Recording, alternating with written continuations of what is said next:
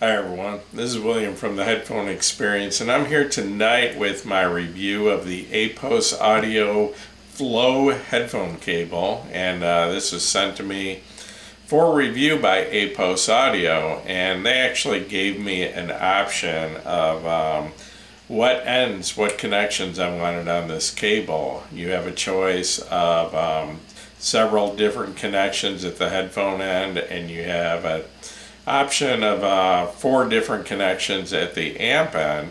And the way I chose this was a headphone cable that I actually didn't have and needed, and that is 4-pin mini XLR connections at the headphone end and a 4.4 millimeter Pentacon balance connection at the amp end.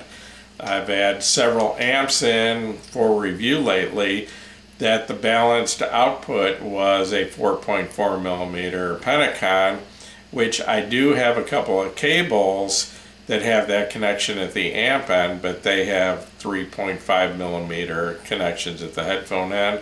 And I had several headphones I could use with that, but some of my best headphones I couldn't use from the balanced output of some of these amps. A couple examples would be the iFi ZenDAC and ZenCan, or I recently reviewed the Topping A50S amp, which had the same thing. It had the balanced output was 4.4 millimeter, and also the iFi Neo IDSD DAC headphone amp combo, same thing. The balance was 4.4 millimeter, and I couldn't use some of my best headphones because I didn't have the right cable. So anyway, they call this the Mesa Empyrean version because this is set up, that's what the Mesa Empyrean uses, is this connection. But this is also compatible with Kennerton headphones, ZMF headphones, LSA, and Urzatish, and I know there's several other brands out there that are using 4-pin mini XLRs. I'm not sure if it's compatible with all of them, but I know it is with the ones I just listed. This headphone, or this cable, the price varies anywhere from $109.99 to $149.99 in a 5-foot length, but this is also available in a 10-foot length, and in most cases that adds about $30 to $40 to the price. It's also available in black or red. At the amp end, you have a choice of 6.3 millimeter single-ended, 2.5 millimeter balanced, 4.4 millimeter balanced, or 4-pin XLR. And then at the headphone end, there's a huge variety of options for just about every full-size headphone out there. So this cable, though, the way it came, this is 5 feet long, and like I said, has a 4 millimeter balance connection at the amp end, 5-pin or 4-pin mini XLRs at the headphone end, and this cable, the way it came, sells for $149.99. Apos, according to their website, this cable is made of single crystal copper that is 99.99997% pure. These are handmade, and the wire is covered in 3 layers for protection, and the first layer is a thermoplastic elastomer. The second layer is a low stretch yarn braided sleeve, and then the outer layer is a polyester braided sleeve. The connections on these are rated by Apos at good for 1,000 or more mating cycles, which means plugging them in and out. Apparently some plugs lose their grip after far less, but and these do, I guess at this end, the connections here are, I guess it's pronounced Reen, and I've seen these on some other nice cables, and at the amp end I believe the connections are all Nutric. And so anyway, I did want to give you a closer look at the cable here. You can see nice quality connection here at the headphone end.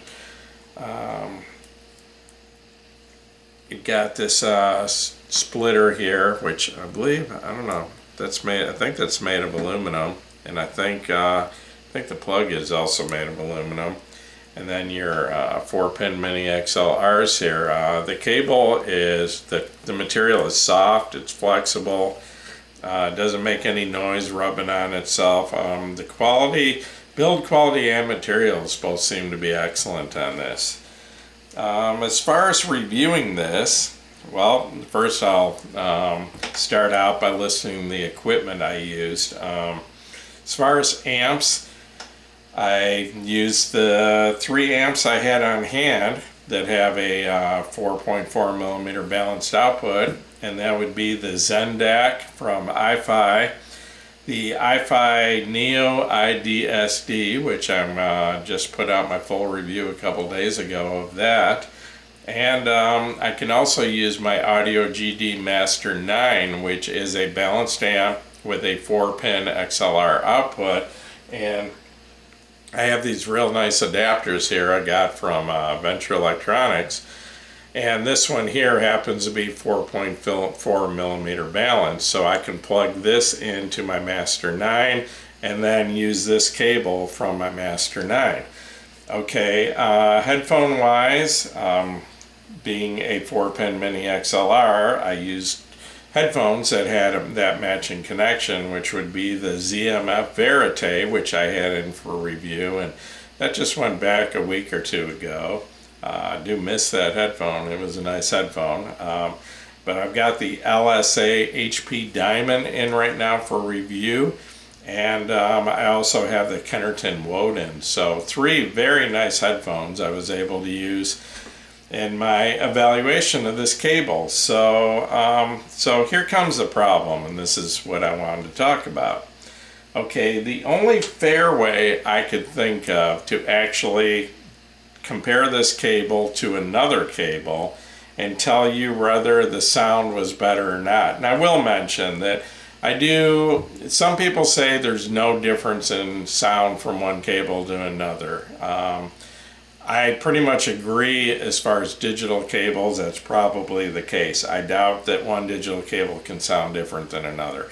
Analog cables, yeah, I think there can be small differences. It's not going to be huge, but I think there are subtle differences from one analog cable to another. I think there can be a little bit of difference in treble brightness and a little bit of difference in bass extension, maybe bass impact, that sort of thing. But anyway, what I wanted to mention though is the only way I could fairly judge this cable against another cable is I would have to have 2 identical headphones that used the same connection.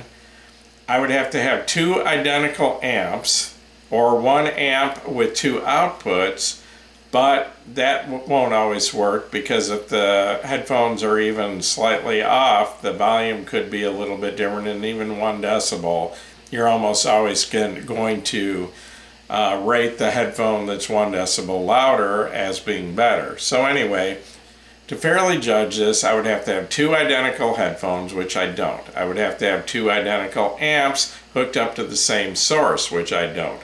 But if I could do that, I could plug in both cables into 2 amps with 2 headphones and just switch back and forth and immediately listen to the difference. Okay, but that's impossible because I don't have the 2 identical headphones or 2 identical amps. So the best I can do right now is I have to use 1 headphone and switch cables. Okay, and because the thing is, I've got some other balanced cables with the same sort of output. For an example, I've got this nice cable here I've got from Apos Audio. It's got the 4-pin, or the 4-pin, and I'm sorry. It's got the 4.4 millimeter balanced plug at the amp end, but it's got 3.5 millimeter plugs at the headphone end. So I can't compare this cable to this cable fairly because I can't use the same headphone. They have different connections at the headphone end. Okay. Then I also can't compare this cable to a non-balanced cable, because I would be using this cable from the balanced output of an amp and another non-balanced cable from the single-ended output. And every case of every amp I've heard or reviewed that was balanced, they always sound better from the balanced output.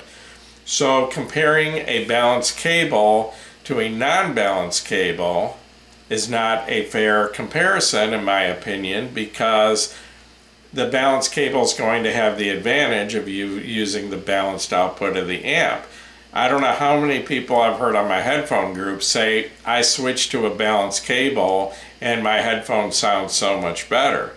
Well, I think maybe a small part of that improvement was the cable, but the biggest part of that improvement was just simply using the balanced output of the amp. So, there's no way for me to do a fair comparison between this and a single-ended cable. There's no way for me to do a fair comparison between this and the Mesa balanced cable, because it has a different connection at the headphone end. Can't use the same headphone. So the closest I can come up with is I use my Audio GD amp, which has a 4-pin balanced output. Okay, I don't have another cable that has a 4.4 millimeter connection and the 4-pin mini XLRs. So the best I could do is I have this very nice Kennerton cable here, which is 4-pin mini XLRs at the headphone end and a 4-pin XLR connection at the amp end. So what I had to do is I used my Audio GD amp and use this cable hooked up to most of the comparison. I was using the Kennerton Woden headphone, which you can see uses 4-pin mini XLRs. So what I had to do is I would hook this cable up to the amp, hook it up to the headphones, listen. Then to compare cables, I had to turn off my source, unplug the headphone from the amp, remove the headphone from my head, switch cables, put the headphones back on, plug it back into the amp, and hit play on my source again. Okay, but I've got like a minute, at least a minute delay there in between, so I can't jump back and forth. So my belief is if there's going to be any difference in the sound, it's going to be subtle. And when you've got like a minute in between, switching cables on the same headphone, you're not going to be able to pick up those subtle differences. And to tell you the truth, okay, this cable here, this is from Kennerton, and this is a more expensive cable. This is a very nice cable, and this is my reference. Okay, in my opinion, a cable is either going to put the sound out the way it should sound, or it's going to degrade the sound. Okay, this cable definitely does not degrade the sound in any way.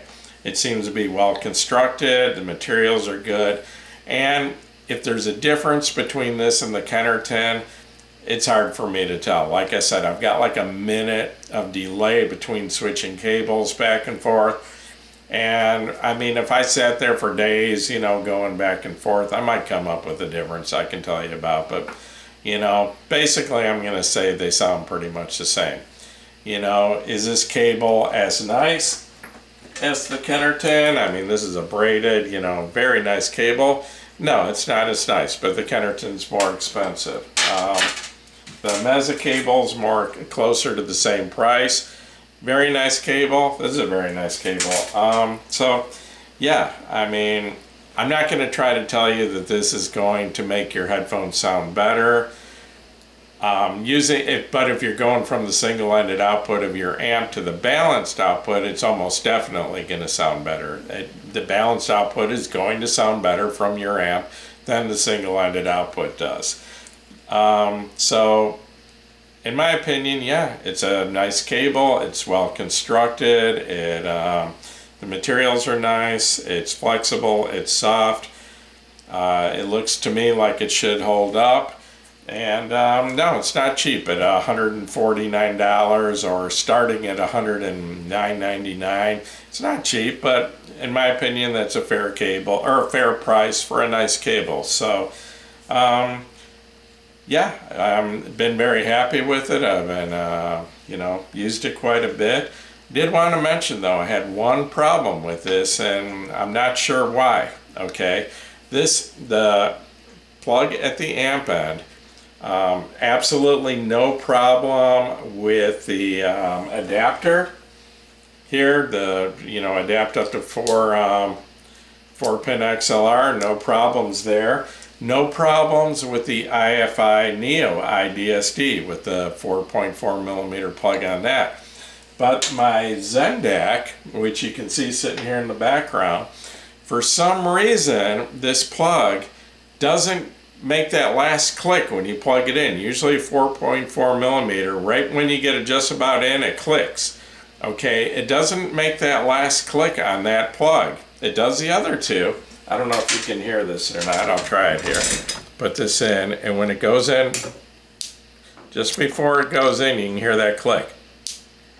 So anyway, it's not making that click with the Zendak, or the Zendak for some reason, but it does with the IFI Neo IDSD. So anyway, when I plug it into the Zendak, the right channel isn't working, and you've actually got to pull it out just slightly, just a little bit, and then the right channel or the left channel works both, and it sounds fine. But for some reason, it doesn't click into that amp correctly, but it does this one, and it does on the Neo IDSD. Okay, but this cable here works with all three of them just fine. This is the Mesa, and I've got a cable from Venture Electronics that has a 4.4 millimeter Pentacon connection, and it clicks into all three properly. So I don't think the problem is with the amp, but I don't see any difference. If I look at these, if I look at them, I mean, they look exactly the same. I can't see any difference in size or length or anything, so I'm not sure what the issue is, why it doesn't make that click. Like I said, it is usable. You just gotta pull it out just a slight bit, and then both channels kick in and it works. But for some reason, it's just not matching up perfectly with the IFI Zendak. So anyway, other than that, great cable, nice build quality, and like I said, I'm not going to tell you that it's going to make a huge difference in the sound. Some people claim that analog cables do. Maybe they have better hearing than I do, because I don't hear a big difference. But if a cable does degrade the sound, I will hear that. If it causes distortion or causes the treble to roll off or weakens the bass, I'm going to hear that, and I don't hear any degradation or any harm that the cable's doing. So as far as I'm concerned, if a cable does no harm to the sound, it's doing its job. So anyway, yeah, a little bit expensive, but a nice cable and a fair price in my opinion. So anyway, I'm going to wrap this up. Once again, this is William from the Headphone Experience. If this video has helped you, please give me a thumbs up. Please subscribe to my YouTube channel. And you are all welcome to join us over at the Headphone Experience on Facebook. We were up to, I believe, over 11,800 members. So I'd like to see you all over there. And once again, thanks for watching my video.